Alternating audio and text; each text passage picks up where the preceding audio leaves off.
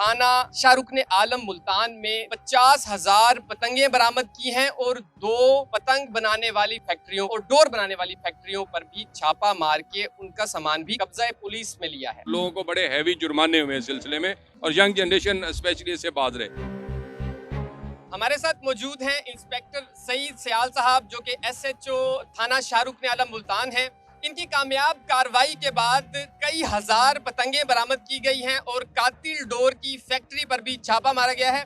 Sir, जब आपने वो रेड किया, आपको किस तरह इत्तला मिली कि कातिल डोर तैयार की जा रही है और पतंगें और खूनी खेल जारी है? हालिया ये जो इंसिडेंट हुआ फैसलाबाद में, एक नौजवान अपनी जान की बाजी हार गया, तो उसके बाद आपको पता है इसकी पेस बहुत हाई थी और हमारे अफसरान का भी कंसर्न था। स्पेशली CPO साहब ने हमें डायरेक्शन दी थी कि आप लोग इसको हर सूरत में आपने क्रब करना है। तो उस सिलसिले में हम सर्च ऑपरेशंस कर रहे थे कि ये सर्च ऑपरेशन के दौरान ये हमें फैक्ट्री मिली।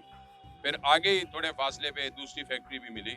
एक जो पतंग बना रहे थे वो फैक्ट्री थी और दूसरी ये जो कातिल डोर तैयार करते हैं जिसको हम केमिकल डोर कहते हैं, वो फिर वहाँ पे 2 फैक्ट्री हमने ट्रेस। अच्छा, हमें ये बता दें सर कि आपने जब छापा मारा तो कितनी तादाद में पतंगें बरामद हुई और इसके साथ डोर की मिकदार कितनी थी? कौन कौन सी मशीनें इस्तेमाल हो रही थी? जो फैक्ट्री में हमने वीडियोस देखी हैं उसमें कुछ मशीनें भी हैं, तो ज़रा ये भी बता दें। ये 10-11 हज़ार के करीब तैयार शुदा काइट्स थी और बाकी रॉ मटेरियल था, उसका पेपर था, बाकी चीज़ें थी जिससे वो तैयार करते हैं, वो काफ़ी सामान रिकवर हुआ। जबकि दूसरी फैक्ट्री जो केमिकल ये डोरें तैयार कर रहे थे, वहाँ से 30,000 के करीब तैयार शुदा डोरें बरामद हुई और इसके अलावा जो रॉ डोर है वो काफ़ी मिकदार में थी। फिर उसके साथ जो केमिकल जो इस पर यूज़ करते हैं जिससे ये मज़ीद शार्प हो जाती है, वो केमिकल बरामद हुआ। और जहाँ मशीनरी की बात आप कर रहे हैं तो उसमें स्पिनिंग मशीनें वो रिकवर हुई हैं।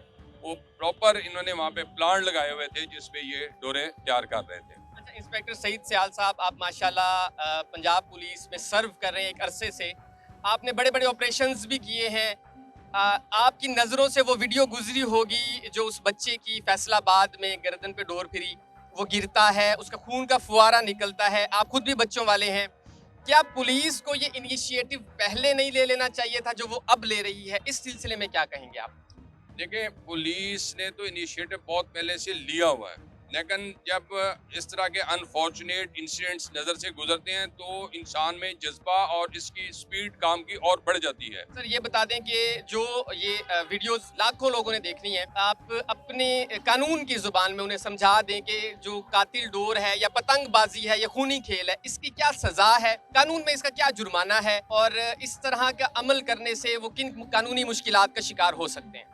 लेकिन ये कॉग्निजेबल ऑफेंस है, ये तकरीबन हर बंदे तक ये मैसेज पहुंच चुका है और सारे लोग अवेयर हैं इस हवाले से। आपके सामने इतनी सारी FIRs दर्ज होती हैं जिसमें लोग चलान हुए हैं और लोगों को बड़े हैवी जुर्माने हुए हैं इस सिलसिले में। अब ये चीज़ उस तरह नहीं है, ये तो हम सोशल मीडिया के थ्रू और बाकी तमाम ज़राए से पम्फलेट हमने शाये किए ताकि लोगों तक मैसेज पहुँचे और यंग जनरेशन स्पेशली इससे बाज रहे। पतंग उड़ाने से किसी की जान जाती है, आप इसको कंपेयर करके देखें, आप उस मजलूम की दास्तान देखें जो फैसलाबाद में जो अपनी जान की बाजी हार गया, जिसको ये समझ भी नहीं आ रही थी उसके साथ हुआ क्या और उसके खून के फवारे चल रहे थे। लोगों ने जब तक उसके लिए कोशिश की कपड़ा तब तक वो अपनी जान की बाजी हार चुका था। तो हमें ज़रूर इस तरह के वाक़यात से सबक सीखना चाहिए। मैं बतौर police officer we are very much committed and we are very much clear कि हमने ये खूनी खेल नहीं खेलने देना और जो बंदा भी चाहे ऑनलाइन कोई काम कर रहा है, कोई ऑफलाइन काम कर रहा है, इंशाल्लाह ताला सब पे हाथ डालेंगे। ये हम अपने सोसाइटी से भी हम ये वादा करते हैं कि इनको बिहाइंड द बार करें। नाजरीन, हमारे साथ मौजूद थे इंस्पेक्टर सईद अहमद सयाल साहब, जिनका कहना यह है कि अवाम को एहसास करने की ज़रूरत है।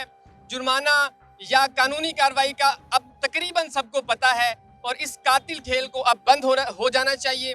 इसके अलावा उनका कहना ये है कि हम किसी किस्म का कोई दकीका फ़रोग़ गुज़ाश्त नहीं रखेंगे जो हमें इस कानून के तहत इस कातिल डोर या कातिल खेल को रोकने में मदद फराहम करेगा।